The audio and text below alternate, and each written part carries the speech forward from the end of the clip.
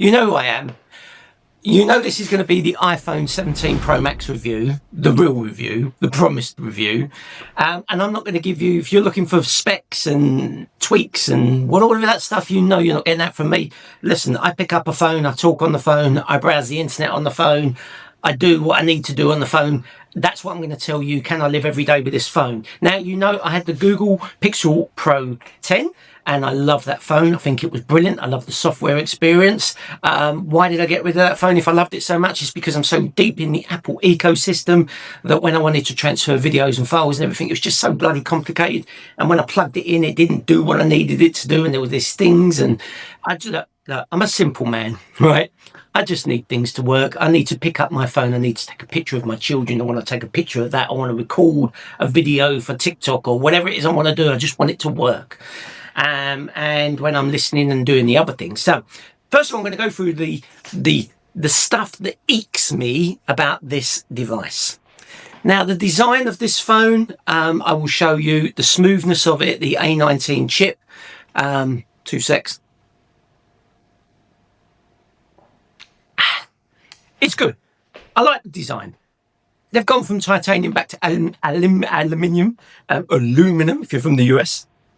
And it's a nice design. I like it. It looks good. And the signal, you know, I can talk on the phone. It sounds clear. There are some things that I'm going to go through in a second that really kind of irritate me. Now, I am a simple man. I wake up in the morning and my alarm goes off around 6 a.m. I pick up my phone. I'm searching. I'm looking through messages that have come in overnight, emails. I might even TikTok for a few minutes. Whatever it is I might do, or look at YouTube, or I'm doing bits and pieces. I will then get up. I will have my shower. I may even play a bit of music, whatever I'm doing, I don't know. And I get ready, and then I have my day. I get on a train. I play a game on the train while I'm listening to music. And there are some frustrations. There are some frustrations. Frustration is the bugs that are in iOS 26 they need to fix. They need to fix. Now, hit me up. Tell me in the comments what you think of iOS 26 and all that loveliness. So I can be listening to my music and a little notification will pop up and someone said something on Facebook. I thought, okay, I'll click on the notification. Open up the notification on Facebook. Well, what as you do? Okay, yeah. Load of old rubbish, right? Close Facebook and it shuts off my music. What? So I thought, I've now so much bugs in Apple Music that I have now gone back to Spotify, because I have Spotify, Apple Music and YouTube Music as I do, and I will do a video update on that because there's a lot I want to say about those things. So I've gone back to Spotify. Doesn't do it on Spotify. Spotify just seems to work. It doesn't seem to do it on YouTube Music. YouTube Music just seems to work. Apple Music, put Apple Music on. Sometimes you get this page and it just says searching, and it just says searching. I can't do anything. I can get to my playlist. I can play my playlists because they're all downloading on my phone. But when I want to search new music or do anything, it seems to be taking forever. I have to close it. And I find with this phone, I am rebooting it. I would say, if not once every 2 weeks, definitely once a week. And that's for sure, because I keep thinking, maybe it just needs a reboot. Maybe it just needs a clean out. Maybe something's blocking it. You know, maybe the apps that are being installed have caused some sort of weird issue. So I seem to go and then reboot it. And people say to me, you can't just reboot it and reboot it back on. You need to give it 2 minutes minimum, you know, so it settles and switches off. I mean, we're in 2025. So I do that and I switch it off, and I find myself even more frustrated because I switch it back on and lo and behold, there are the bugs again. iMessage. I click on an iMessage. I go to type on an iMessage and the bit that you click on to get the keyboard up is not there. So I have to close out an iMessage, reopen it, not there. Reboot my phone, open it, there it is. The way that they do the phone now, the phone app, where it's like this, you've got the phone app like that, and I like it, but there are frustrations to it. There seems to be extra clicks, even in Apple Wallet. I go into my Apple Wallet, as you can see there, I've got my Apple Wallet, and I click on, and I've got 4 expired passes, as you can see there. Now, before, I used to be able to just get the pass, like this, and swipe it across. I can't do that anymore to get rid of the expired passes. I used to be able to do it, but now if I click edit and highlight the passes, watch this, click delete 4 passes, and look at that, it puts all 4 passes back in my wallet. So now I have to click on each individual pass like this and remove. Before, you just delete, it was gone. But now it's back in my bloody wallet. I'm like, I'm going to have to do this now. I'm so sorry. Just bear with me. I'm going to have to do it because it frustrates me. It frustrates the living shit out of me, Apple. This is so expensive. And it worked before. Now it don't. Why? Does it not work now? Why have you made it harder? And don't even get me going about taking phone calls for you, like Google does, because do you know how many phone calls I've missed? Because it don't really kind of notify you that the phone call is happening and you'd be busy and you're like, oh, so-and-so called me. Because I've not got the number in the phone, it took the call for me. So then I called, it said something came up, said, do you want to take this call? I tried to get through to you and it wouldn't ring. Didn't ring. Oh, frustration much, yes. There are other little bugs and tweaks and that on this that they've done that, and I do like the way, people say, oh, look Aaron, that must have been so amazing. How they made it look so watery and how it shines through when you scroll it down and the animations. I don't give a shit about the animations. What I care about is when I pick up my phone, I want to be able to take a picture, I want to be able to take a phone call and I listen to music without the thing doing something stupid. Woosa. Right, now, the good things. Call quality is fantastic. Now, I'm on the EE, and I have this thing called priority connection, or whatever it is. Personally, I think it's a con. What if everybody's on priority connection? Who gets priority, right? I could be at Liverpool Street, and I don't get priority connection. It's buffering all the time. It's a pain in the arse. Also, as well, I noticed one other little bug. My watch is constantly saying, put in the code. Never used to do that before. Where it's because I've probably lost weight and it's not connecting to my wrist. Probably, maybe it could be that. And I'm being a little bit dishonest with the iOS on that front. But it's frustrating, nevertheless. Now, the good thing about it, the battery life on this, like I say, I get up at 6. I do some scrolling. I do some bits and pieces. I'm on the train. I'm playing the game. I'm listening to music throughout the day.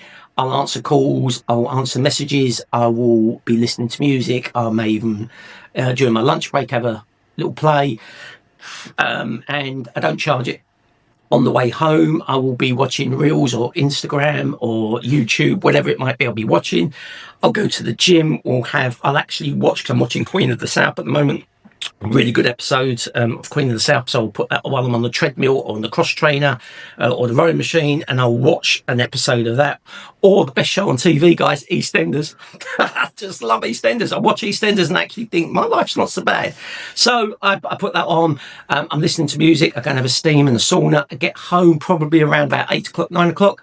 I'll probably have a couple of phone calls with children, doing what I'm doing. I'll probably speak to my partner. I will maybe scroll a few TikToks or whatever it is. And by the time I'm ready to put this on charge and put my sleep app on, it's probably around any time between 10 and 11:30, right? By that time, I am probably still boasting around 45 to 40% battery. That's incredible. Now, I'm not a hardcore gamer. I'm not sitting there spinning the wheels of doom like this, and getting really up in it. I'm not doing that. Okay. I don't do that. I do have a game on here, like, it's not Candy Crush, it's something, the Kingdom, Royal Palace, or whatever it is. I like playing that on the train and playing bits and that. I definitely scroll Instagram. I definitely scroll TikTok, and I definitely scroll YouTube on this quite a lot. So to get that, and I'm going to be travelling very soon with this, off to Poland, doing Auschwitz, taking my daughter to Auschwitz, and then I'm off somewhere very luxurious that all will be revealed, because I am going to vlog that journey. I have been treated, so I will be vlogging that journey. A very nice resort indeed. And I will be taking this with me, so we'll see what this is like on the travel front. Overall, the battery life has been brilliant. The screen on this is really, really nice to look at. And as you can see, it's the chip and the memory, the animations, as they say, is so amazing. It is lovely, responsive. And one of the main selling points for me for getting this is the cameras. You know, I plug in the Rode mic and I've got the thing that I use. Obviously, I'm using my Canon at the moment. I do love the cameras on this. They are absolutely fantastic, as I will show you here.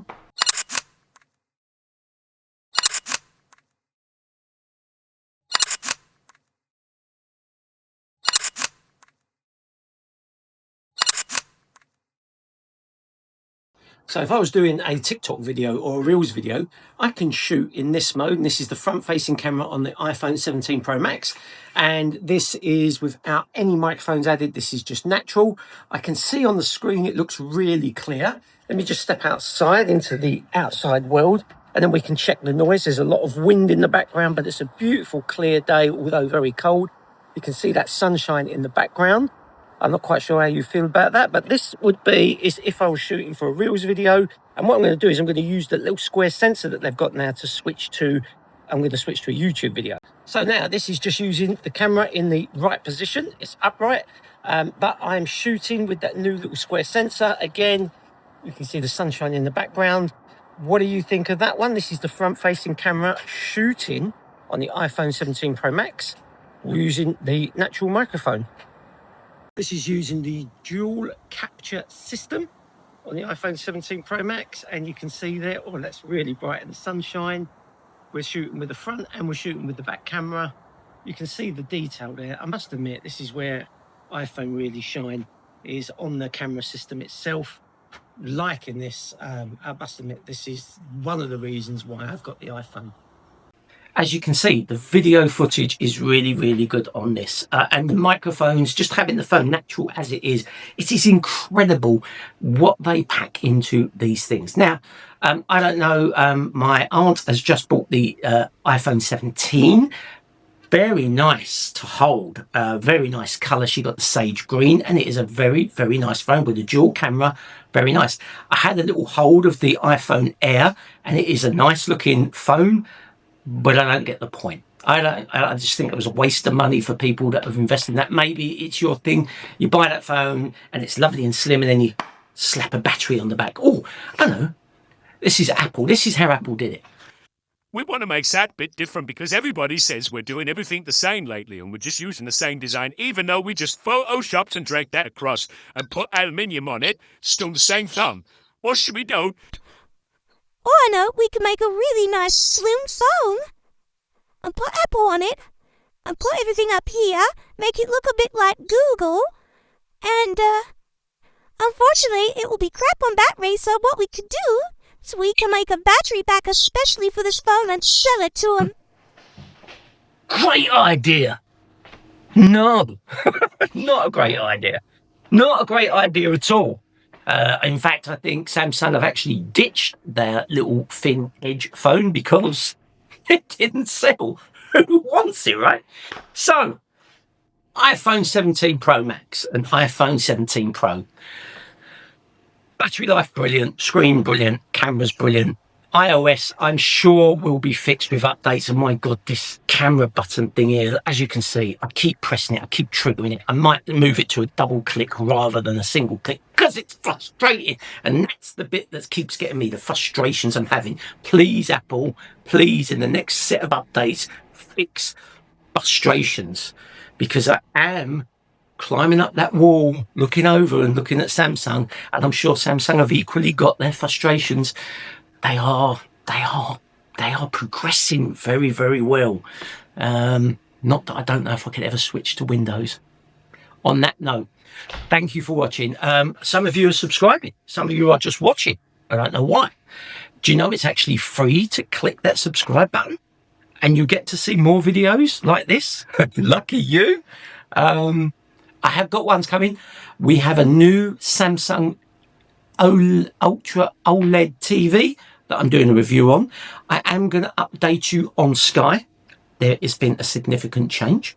And I do have Apple TV coming. I might be looking at the new Google TV as well.